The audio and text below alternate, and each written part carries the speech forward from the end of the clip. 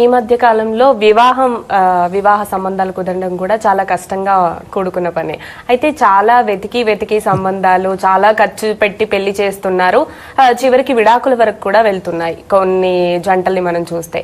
అయితే ఎందువలన? జాతకపర దోషాల వలన, లేదు అంటే వాస్తుపర దోషాల వల్ల ఇలాంటివి జరుగుతాయా? అంటే అమ్మ, ఈ రెండు కూడా ఒక జీవితం మీద ఆధారపడి ఉంటుందమ్మా. ఎందుకంటే మీరు చూస్తే ఇలా దేశ విదేశాల్లో పాపం వాళ్ళ పిల్లల్ని అక్కడికి పంపించి గొప్ప స్థాయిలో చూడాలనుకొని వాళ్ళకు మంచి సంబంధాలు చూసి పెళ్ళిళ్ళు చేసి తల్లిదండ్రులు, సామాన్యమైన తల్లిదండ్రులు కూడా తన బిడ్డల్ని ఆశిస్తూ దేశ విదేశాలు పంపించి ఇక్కడ విడాకులకు వాళ్ళు సొంతంగా అప్లై చేసుకుంటున్నారు. ఇలా వాస్తవం చూస్తే పేరెంట్స్ తెలియకుండా కూడా అప్లై చేసుకునే వాళ్ళని కూడా చాలామంది మనం చూస్తూ ఉంటామమ్మా. ఎందుకంటే వాళ్ళకు జాబులు లేక కాదు, ఉద్యోగాలు లేక కాదు, డబ్బులు లేక కాదు, అంతే కదమ్మా, నాలెడ్జ్ లేదని కాదు కదా.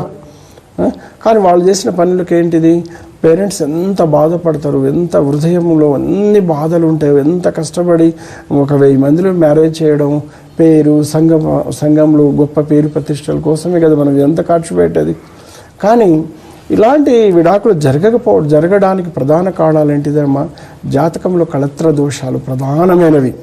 చిన్న దోషములు సహజమమ్మ, కానీ కళత్ర దోషం చాలా ఇబ్బంది కలిగిస్తూ ఉంటుంది. అలా కళత్ర దోషము ఉన్నప్పుడు ఏంటంటే మనము ఎన్ని పూజలు చేసినా ఎన్ని చేసినా కూడా అవి సత్ఫలితాలు రాక ఇబ్బంది పడిన వాళ్ళు కూడా చాలామంది ఉన్నారు. అందుకని వాస్తు కూడా బలంగా ఉన్నప్పుడు కళత్ర దోషాన్ని అది కొంతవరకు నివారించబడుతుంది అమ్మా. అందుకని ఇలాంటి సమస్యలు ఉన్నప్పుడు మేము ఏంటంటే ప్రత్యేకంగా జాతక పరిశీలన చేసి అలాంటి సమస్యకు సరైన మార్గము, నేను సరైన పరిష్కార మార్గం చూపిస్తూ ఉంటానమ్మా. అది వాస్తు ద్వారా జరుగుతుందా, జాతకం ద్వారా జరుగుతుందా, రెండు ఉంటే రెండింటిని కట్టడి చేసేస్తాము. ఎందుకంటే ఈ మధ్య కాలంలో ఇక్కడ నుంచి కూడా క్యూసెట్ నుంచి పాపం వాళ్ళ కూతురు అల్లుడు వాళ్ళు పెద్ద హోదాలో ఉండి వీళ్ళకి తెలియకుండా 1 year బ్యాక్ అప్లై చేసేసుకున్నారు. ఇంకొక 3 రోజులు విడాకులకు తీసుకునే టైంలో మన దగ్గరికి వచ్చి కలిశారమ్మ.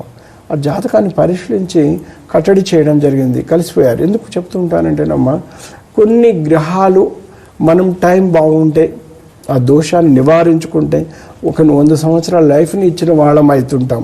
అందుకనమ్మా నేనేం చెప్తూ ఉంటానంటే, పిల్లలకు పెళ్ళి చేయకముందే వాళ్ళ జాతకాన్ని పరిశీలించి అందులో ఏమేమి దోషాలు ఉన్నాయో మనం క్లియర్గా ఆ దోషాలకి పరిష్కార మార్గం చేసుకున్న తర్వాత పిల్లలకు పెళ్ళిళ్ళు చేయడం ఉత్తమము. అలాగే మన గృహంలో కూడా ఏదైనా దోషములు మన పిల్లలకు కానీ అంటే రాబోయే కోడలకు కానీ ఇబ్బంది పెట్టే దోషములు ఏమైనా ఉంటే అవి కూడా గుర్తించి ఆ దోషాలని కూడా రిమూవ్ చేసుకొని వాళ్ళని పెళ్ళిళ్ళు చేస్తే వాళ్ళకు మంచి లైఫ్ అనేది ఉంటుంది. ఒకవేళ ఆల్రెడీ చేసిన తర్వాత కూడా ఇల్లు కట్టుకున్న తర్వాత కూడా దోషములు ఇబ్బంది పెడుతున్నాయి అని మీకు ఏమైనా ఇబ్బంది ఉంటే నేనున్నాను, మీరు బాధపడకండి అమ్మా. జాతక పరిశీలన చేసేస్తాను. వాస్తు చూసి ఆ ఇంటిని కూడా దూర ప్రాంత వాళ్ళకు మ్యాప్ ద్వారా కూడా చక్కటి సలహాలు నేను ఇవ్వగలను. ఆ గృహంలో పలానా దోషం వలన పలానా జరుగుతుందనేది ఆల్రెడీ నేను వాస్తు విషయం పుస్తకంలో రాశాను. ఈ వాస్తు విషయం బుక్ మీకు ఆన్లైన్లో కూడా దొరుకుతుంది. వాస్తు విజయం book writer by ధనవత్ Usha Naik అని ఉంటుంది. ఈ పుస్తకంలో కూడా మీరు చాలా చదవచ్చండి. ఎందుకంటే 300 పేజీల బుక్ ఇది. భారతదేశ వాస్తు ప్రస్తావన 2012లో కూడా రాశాను. దీంట్లో చాలా బాగా రాసేయడం జరిగింది. ఖండం యొక్క వాస్తు గురించి కూడా రాయడం జరిగింది దీంట్లో.